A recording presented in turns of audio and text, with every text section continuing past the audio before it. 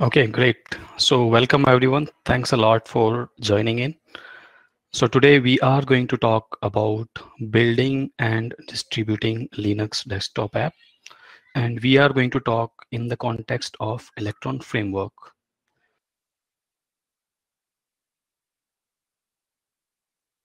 So before we move forward, a quick intro about me. I created a desktop app called Developer ID, which is a privacy focused note taking app available on Linux, on Windows and Mac. I founded Invite, which is a community of remote developers. 15,000 developers are member of this community. It was started in 2016. I'm also a producer of a developer conference, Git Commit Show, which is a completely online developer conference and completely non-profit. Started in 2019. I also contribute to some of the open source projects, and I keep building some stuff to teach people about full stack development or related to security and cryptography. And I have trained some students as well. And I love to play chess. So if you also love to play chess, do ping me after this talk. So this was a quick intro about me. The relevant experience that I have for this talk is building developer diary. So developer diary is a privacy focused note taking app. And I hope everyone can hear me. Okay, cool. So developer diary is a privacy focused app for note taking and especially made for developers. So if you have any thoughts in your mind, any solution that you are planning for your problem, you note down quickly using a shortcut in this app. And when you are done with your work at the end of the day, you note down things what you did in your day, and then just move on with your personal life and close whatever work that you have for your professional work. And this app is available on Linux, Mac, and Windows. I created this using a framework called Electron. And I have released more than 30 releases for this, and also the product which was predecessor of this app. And I started working on Electron working on Electron apps in 2016. So I have built apps using Electron 1.x to what current version we have in Electron 13.x. So that's a long journey, and in this long journey, I have faced many challenges related to building the app as well as maintaining the app. So I have some experience which can be relevant for you to speed up your development and to avoid the problems, avoid the challenges that I faced. So before we dive into this talk, I want to ask this question to every one of you. So the first option is, have you used Electron before? So you will see the poll option. If you can answer yes or no, that will give me a better idea how to proceed.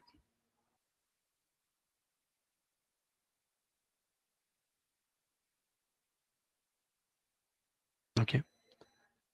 Okay, people are typing in chat. You can also, I would prefer if you can share via this poll option where you're asked yes or no.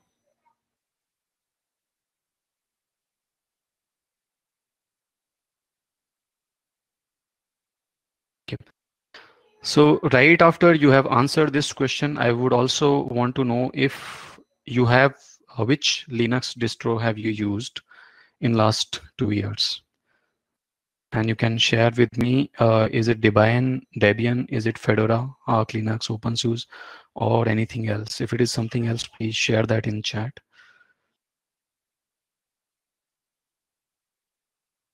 Okay, so 56% users have used Electron already. Cool. And the second question is on the screen. Okay.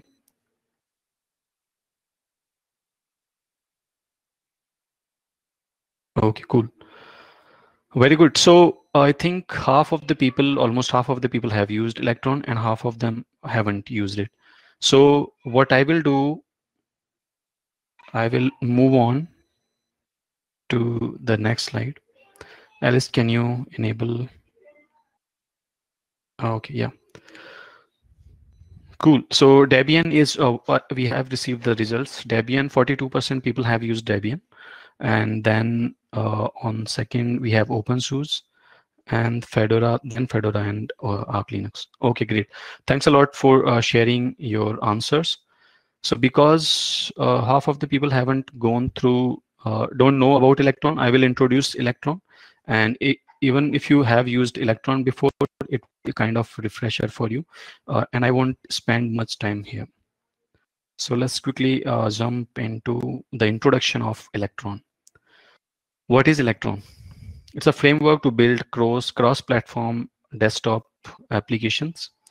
And so you can build application for Linux, for Windows, for Mac, and also on Linux you can build for all the distribution that we have for Linux. Now, what do we have under Electron is Chromium rendering engine and Node.js runtime. Those two things provide us the whole experience of building cross-platform desktop application. Okay. Now, as a developer, when you are using Electron, you can code using web technologies such as JavaScript, HTML, and CSS. And that's it. That's all you need to know. And with this knowledge, you will be able to build apps, and you will be able to build apps for all the Linux distribution platforms. Now, let me show you a quick glimpse of how does a hello world in Electron looks like. So look at the first file, yellow file. So here you are importing app and browser window from this Electron framework. And then you are saying when our app is ready, create a window that you see, which you can interact with this GUI window.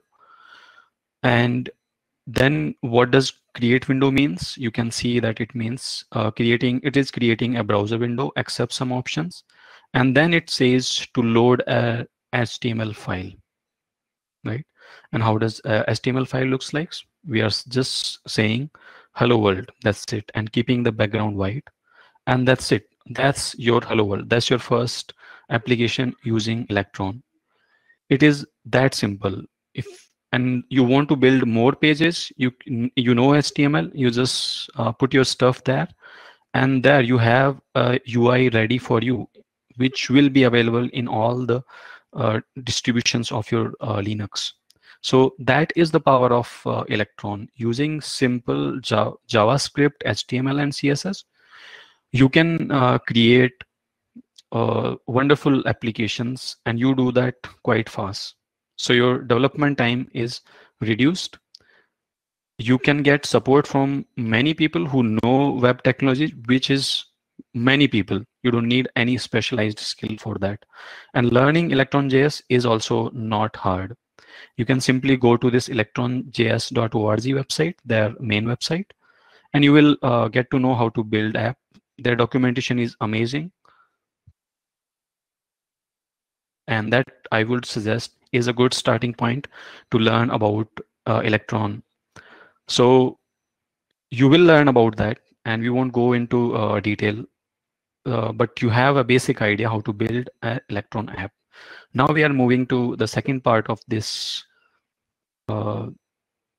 talk, where we talk about, now that you have coded your Electron application, how do you package that?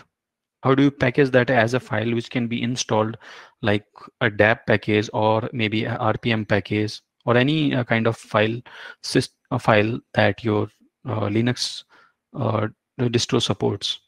So how can you package this app? This is what we are going to discuss in this slide.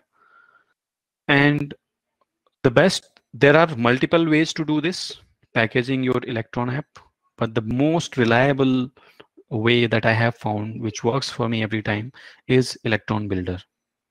Electron Builder is another library which is built for Electron applications. Using that, you can package your applications into your desired format, desired installers, or desired distribution file formats that you want to. And you can do that on your system itself. If you choose one Linux platform, let's say people said Ubuntu is one that they are using, most of us, then you can build package for all other Linux distributions, like you can choose Arch Linux, OpenSUSE, or FreeBSD, anything, and you will be able to build that from your own Linux system. Now, how does it look like when you package app? What code do you need to run? And this is what I'm showing here. So package.json, as you might already have knowledge of, is a dependency management file for node related applications. And this is exactly what Electron uses to manage its dependencies. And there you define simply this dependency Electron Builder. You define the version, and then you define a key value pair for build. Now this key build will be used for configuring your Electron Builder. And let me quickly give you what options do you want to have to pack your Linux desktop application. So first thing is SR packaging. So SR is you can say kind of a packaging or a compression format that you use, and you can do without SR format as well. But in my experience, I have found this SR format is more suitable, and you won't run into any kind of problem when you are using SR. If you are not using SR, then probably you will run into some problems, which I had. But when I used SR format, then I was not running into any problems. Is to define an app ID for whatever distribution that you are distributing to. They might need this ID. It's an optional optional field. You don't need you don't absolutely need it, but defining it, I have seen, is good to have. Then the most important key thing that you want to mention in this configuration is this Linux key, which is an object. In that object, you define Linux first. Linux, when I'm saying Linux, I'm telling this Electron Builder that build or pack this app for Linux platform. You could have had Windows, Win, and for Mac OS, Mac. But we are not talking about them. So for now, let's just focus on Linux.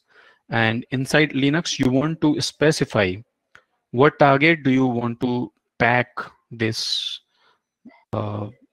this app for. Okay, and you can choose any of these targets that I have shared here. You will find all this documentation on Electron Builder's documentation page. But just to give you an idea what kind of package targets are supported, it's app image, snap, dab, RPM, FreeBSD, Pacman, P5P, APK, and many more. So you get an idea that this is supporting almost all the Linux distributions that we have.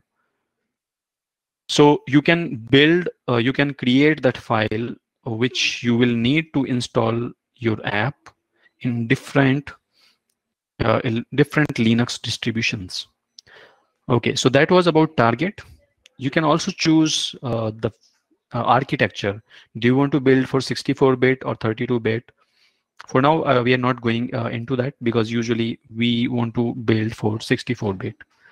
That's what most systems are currently, but you have option to build for older versions, for older architectures as well. and you can define all of them in one go, or like build me a package for app image, build me a package for snap as well, build me a package dab as well, build me RPM, and you can do that all in one go. So this is about the target that you want to export your app. Okay, then second thing is to keep in mind icons. So you want to define icon, you put it in a folder and you define that folder named icon, and that's where Electron Builder will pick your icons for your app. And if you miss to do that, then your app will be shown as a default Electron logo icon. So you don't want to do that, and which is why you define icons, and you define that in multiple sizes. So and these configurations, what sizes are required, you can find that in Electron Builder documentation. But for now, this is good enough. Even if you put just one PNG file, you are good to go. Now, another thing you may want to describe is the category of your application. So because developer diary was for productivity, so I defined category as productivity. So that can be used for the distribution platform that you want to distribute to. They might need this kind of information. It's optional. You may or may not skip this as you wish. Okay, so this was about, this is how it the configuration for Electron Builder looks like, and how you pack. What command do you run to pack this app now? It's simply Electron-Builder. So make sure that you have, first of all, make sure that you have installed this dependency Electron Builder, and then you can run npm install. So your Electron Builder app, this library is installed, and then you can simply run Electron Builder this way. And one thing I like to do is I like to create a script in package, and which I name build, and there I mention this command Electron Builder. So every time I don't need to write this, rather I write npm run build. You might know these tricks already, so not going there, but it is as simple as this. You define Linux object, you define the target and a couple of more things, and you run this command Electron Builder, and that's it. Your app will be packaged. One thing I would like to reiterate here is that you can build package for all distribution on a single platform or for Linux. If you are building app for Linux, packaging app for Linux, I would recommend you to do that on Linux only, whichever platform you choose.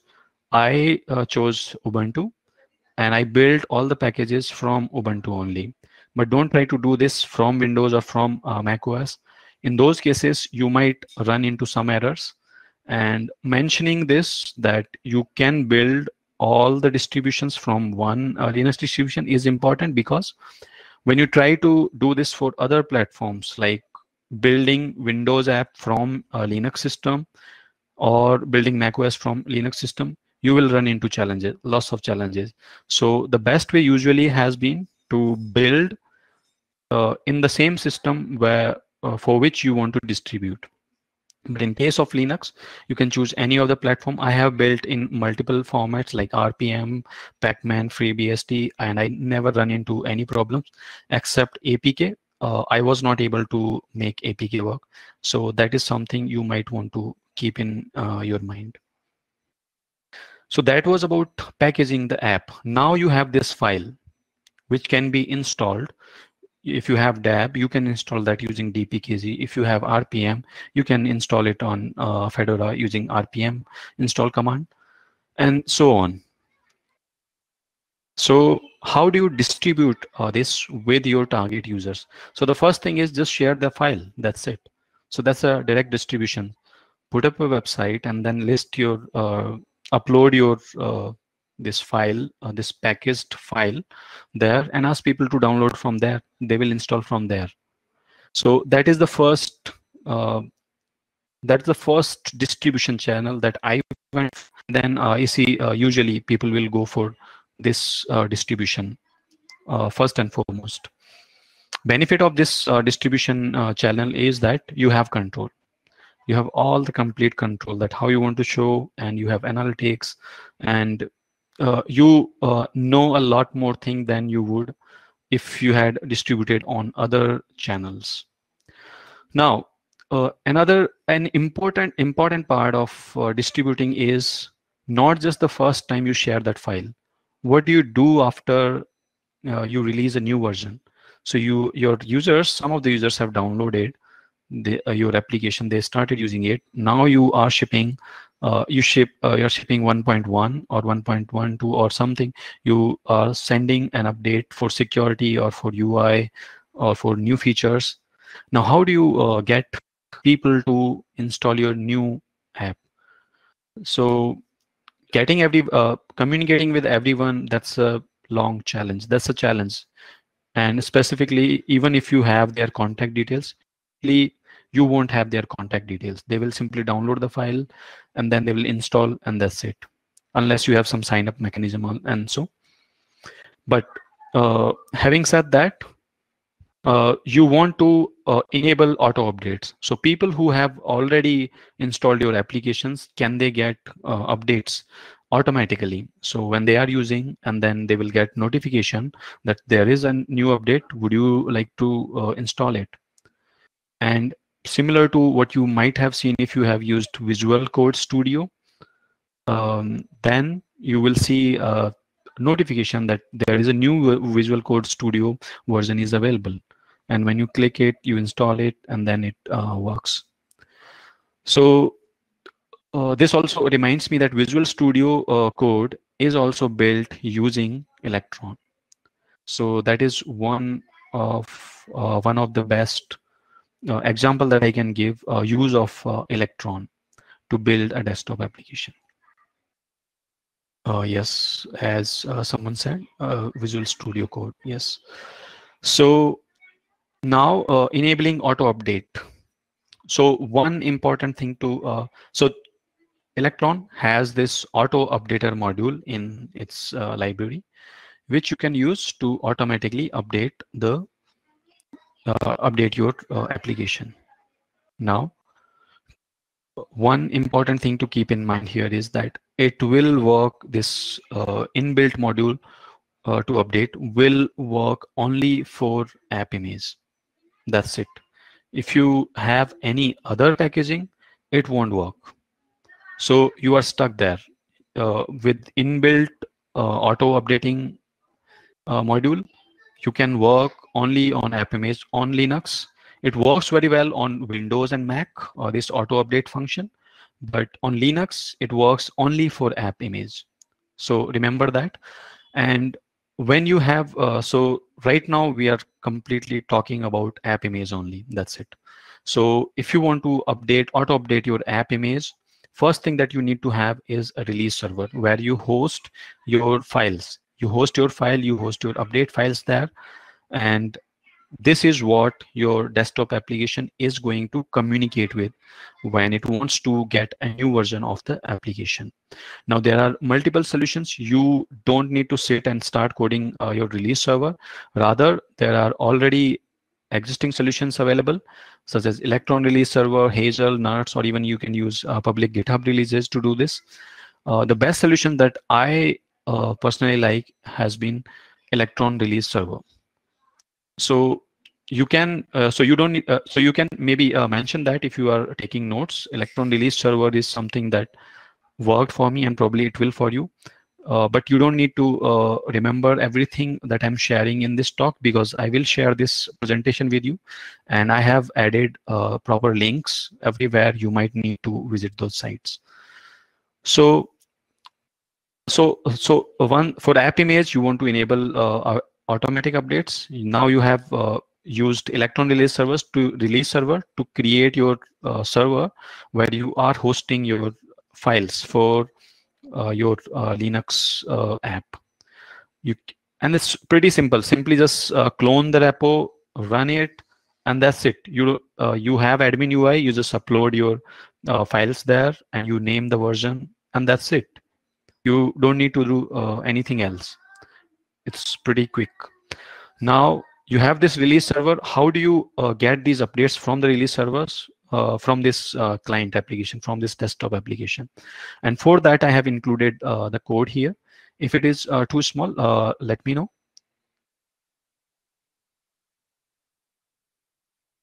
Right, Rice is sharing something. We will come to that very soon about Snap and everything.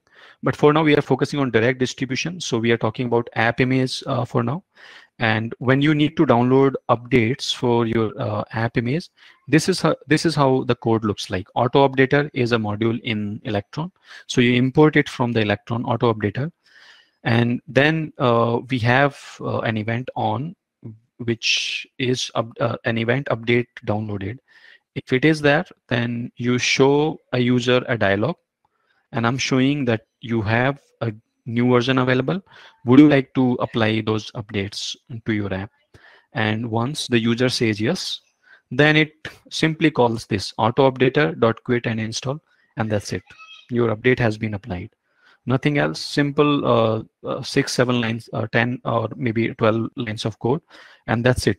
Your app had been installed earlier. It will be updated when you release a new version on your release server. So that was about the direct distribution. Okay, you're sharing the file directly with your target users. Now let's come to the second part of the distribution, which is external distribution. External distribution is where you are not controlling how it is being shared with your target users and how the updates are being applied. So you need to follow their rules, and you need to do some things. You need to modify probably in some cases to suit that distribution channel. Now I have divided these external distribution channels in two forms. One is the classic distribution. Classic distributions, I mean, they are quite focused on one Linux distro, one type of Linux system, while universal distribution are suitable for any type of Linux system or Linux distro. So for example, in classic distribution, we have DAB, we have DAB for Debian based system, we have RPM for Rail based system, Fedora is one of the popular, we have Pacman, Pacman for ARC based systems, and then we have FreeBSD for FreeBSD systems. And then in universal distribution, we have three major choices. One, app image, another Snap, and the last one, flatpak. So you convert, you distribute on these platforms. Only limited set of Linux users who have those particular type of distro will be able to install. And if you distribute here, almost all of the Linux distro users will be able to use that.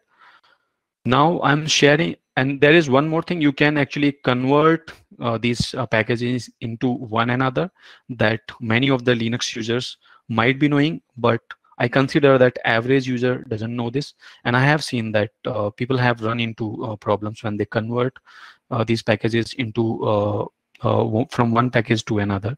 So which is why discussing both of these is very important. Okay, now, right, someone said that FreeBSD is using ports. That is right. So, but for now, we are talking about whatever we had. I think I'm not much sure about ports, and I have never used FreeBSD. But this, I'm sharing what I have shared with my target users. They asked me for some packaging, and I created those packagings for them. So let's talk about classic distributions first. So because that is kind of fundamental thing and is a has been for a long time. So you created a DAP package. You can distribute, if you are directly distributing it with your target audience, they can simply go and type dpkig -i and then whatever is your name of your app and this DAP file, and that's it. Yeah, the application will be installed. Now there is another thing that you can do, that you can distribute your own repository.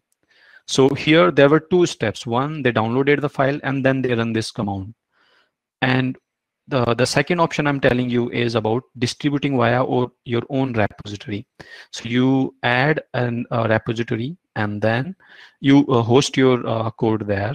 You need to follow certain guidelines, and there are tools to do that. So, and I have included link here. So once you get this file, you can click on this, and you will get to know that how to add how to create your own repository and then store your dev file there. If you do that, then you can do simply like this: two command lines. One, you add your repo. Your user has to add your repo to their sources list, and this is the command they can use: sudo add apt repository and whatever is your repo, and then simply apt install whatever is your name of your application. So this is much simpler than this, right? But then there is some added task that you need to do. Then third way to make this more usable, more accessible, is to distribute via Debian package repository. So if you are able to if you are able to add your package to Debian package repository, you don't need to do this one as well. You can simply, your users can simply go apt install developer diary, and that's it. You are done. Having said that, this was not possible for me, and this might not be possible for many of the people. There are restrictions to distribute on Debian package repository. So make sure to read about it. I have included the link. You will get to know about all the information, what are the restrictions, and how to build, how to distribute on Debian.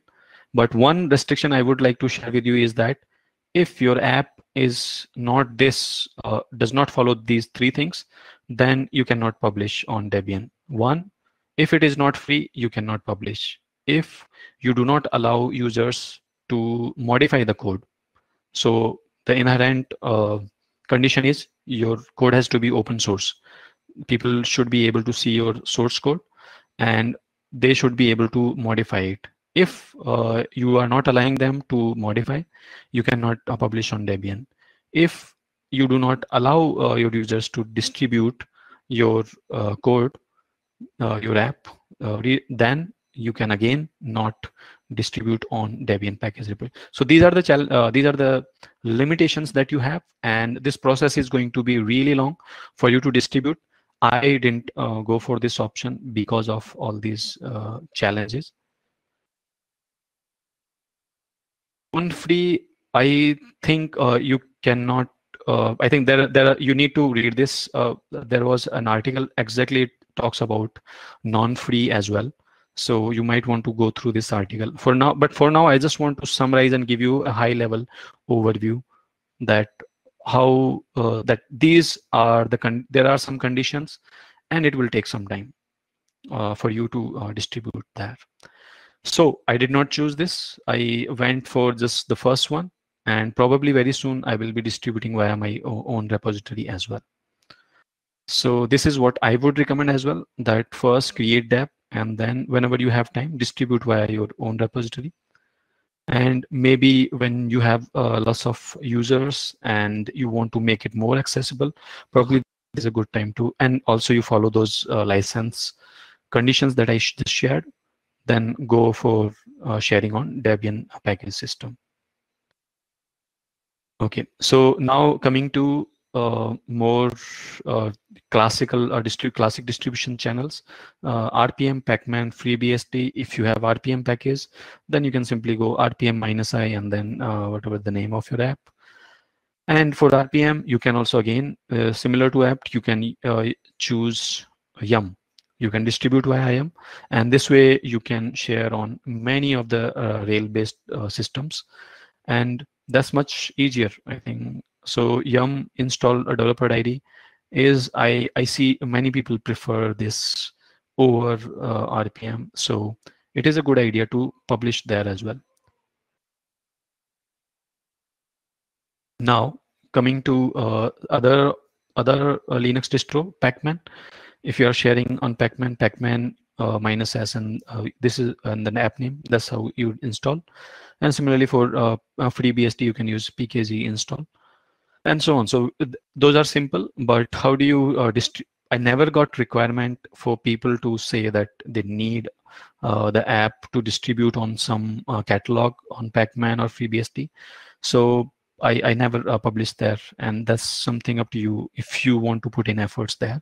But for me, the most important one, the Ubuntu, so distributing via Ubuntu and making it easier there. And then RPM was the second most channel that, and that also we saw in today's poll as well. So that was about classical distribution. Now coming to universal distribution, you publish on one distribution channel and it is available on all the Linux distro. How can you do that? So there are three main ways that I highlighted: AppImage, Snap, and Flatpak. So going through each of them one by one, and I'll just highlight few of the things that will help you make the decision where to invest your more of your energy. So first one is AppImage. Installing AppImage is that simple. There is nothing more simple than AppImage. You just click, you just bring your file to your system, and then you just click, that's it, and your app will run. Nothing else needed. Most easiest way to install any Linux application is AppImage, and which is available on almost all Linux distro. So that is the benefit of AppImage, that you do not have, and there is no extra step to publish. You don't need to do anything. For other distributions, we are going to see that you need to do something. Only then you will be able to find your applications in their distribution channel. AppImage, no extra step. And then another benefit is that you can support auto update out of the box. You don't need to do anything else to update. You don't need to set up a release. You don't need to rely on someone else's update system. Rather, you can build your own updates release server, and then from there, automatically using the auto updater module of Electron, you can auto update your AppImage. So these are the benefits. Disadvantage: no desktop integration. So when it comes to creating shortcuts and pinning it to the bar and any desktop integration that you would want as an app user then those are not available to you. And this is a very serious disadvantage. Some people downloaded our app and then they just forget about it because they installed it in some folder, but then they couldn't find it anywhere. There was no shortcut. There was no tight integration with the desktop. So that was a huge problem. And specifically, it is for Genome. For Genome, you do not have this desktop integration. I think for free, not a freebie, for KDE, you might see there is desktop integration. And then this will vary for other distributions. Some will support desktop integration for AppImage, some will not. So quite confusing situation over there. And we can definitely say that universally, you do not have desktop integration. You have for some, but not for all. Second big drawback was that you cannot auto start an AppImage. And that is true for, again, Genome. But for KDE, again, this is true that you can auto start. But again, we can say that for all Linux distribution, you cannot auto start for all the distribution. You can do this for some, but not for all. Then third important point is security. So it's simply everything is packaged there. You just click run and then give it permission, and that's it. It will run your code. It's highly it's a very good solution to port your malware to different machines. But as a user, it is not a good idea. I wouldn't trust an AppImage. So, and also in other type of systems, they have some checks and balances which helps us increase security. In AppImage, none. So as a user, I wouldn't trust AppImage. And as a user, I will find it little bit, my experience won't be that good as I want it to be. And as an app developer, I simply skipped this. I supported AppImage earlier, and that was my primary way to distribute. But later on, because of these two limitations, specifically, I removed my focus from app image. It is available. You can download it if you want it, but my focus is not there. Okay. Now, second, Snap. So this is a very new thing for me, at least it was. It was new thing and very good experience, I would say. In terms of publishing, there was no effort in publishing to Snapcraft, and installing was quite easy. I just typed this command snap install developer ID and installed my app developer ID. And it was quite simple. It has also the versioning systems, so I can publish in beta channel, and then I have a stable channel, and a very good solution. So a couple of things that I like about Snap is that it provides sandboxing. So this adds an extra layer of security for users, and they can trust app they download from Snap more than they would download directly from a website or via app image. So that is one interesting thing about Sandbox. Then Delta updates, you are pushing another update to your application. You don't need to ship the complete code, rather just push the diff, and that's it. So it makes network request lighter, and the user experience becomes better. One disadvantage of Snapcraft I see is that its server is not open sourced. It is a centralized system. Snapcraft is centralized system. So this is one thing about Snapcraft that I didn't like.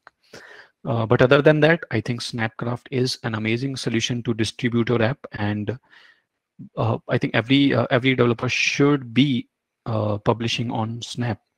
At least this gives me.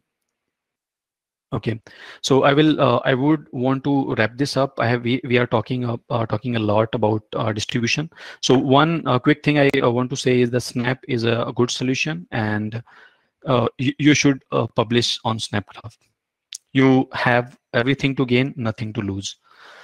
And Flatpak is also similar to Snap, but it is open source server side as well as the client side, and it is decentralized, which is another good thing. And then things are similar to Snap, like it has sandboxing feature, Delta updates feature, and the effort to publish is non-trivial. It's not as easy as Snap, but it's not that a big difference either.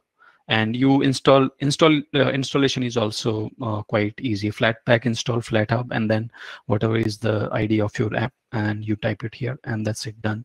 It supports all these platforms. Many of the I can see almost all the platforms are supported, and same is the case with other like Snap. Also, they support most of the Linux distro.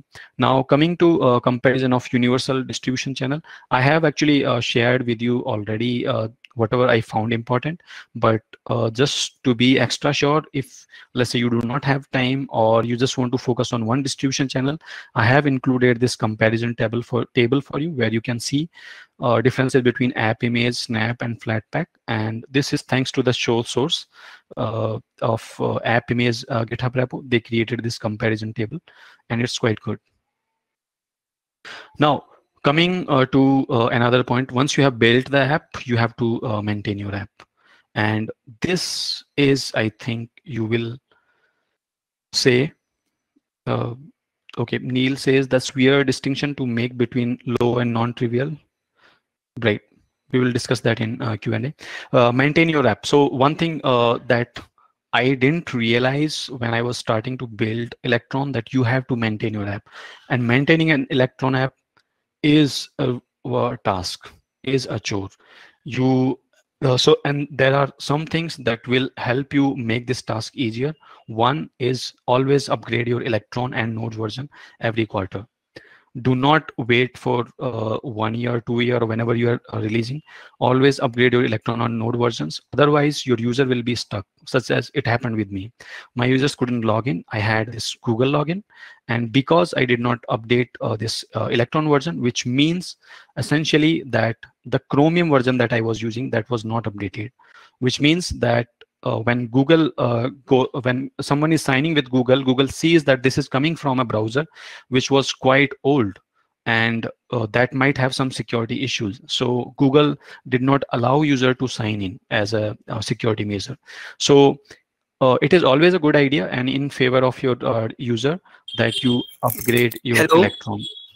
Sorry Yes. for interrupting, but we are a little bit running out of time. So if you can wrap up. Okay, just give me 2 minutes and I'll just wrap it up. Sure, sure. So there is just one more slide after this. Okay, so maintenance, always upgrade your Electron and node versions every 3 months. And that's the ideal timeline that I found. Another thing is always test before packaging. So you have a good system in place to test your application, and you test it before packaging, you test it after packaging, and only then share it. I have made many mistakes, such as distributing a buggy application. Another thing is use TypeScript. When your code becomes big, which will absolutely, and I kept scratching my head when it happened, and it was a nightmare to change anything. It was nightmare to see that things are breaking. So solution could have been TypeScript. So I have started using TypeScript. Use that. Another is manage different version. If you want to manage different versions. Okay, so we will skip this part for now, and we will go to last final thing, which is analyzing and improving. So one particular insight that I have from my experience of last 4 years of building Electron app is that for Linux users is that Linux users expect privacy a lot than any other platform. So do not include any analytic service such as Google, or there are some external services. Do not use them. Rather, you can implement, but you still need analytics to improve. So how can, and the way I did was that I created simple bash file which takes the request logs to my server. So whenever my app loads, after some time it sends a request to update server. Do I have a new update for the app? And I log this request and I analyze those requests, and based on the unique IPs, I see that how many number of users do I have, how many number of returning users do I have, how much average time is spent. I'll share this script with you in a GitHub gist, and probably, or you can ask me for this on my Twitter, or this is how it looks like. It's a simple command to calculate downloads, simple regex. And okay, if you have any, Sorry. you can reach me out on these channels, and I am open to questions.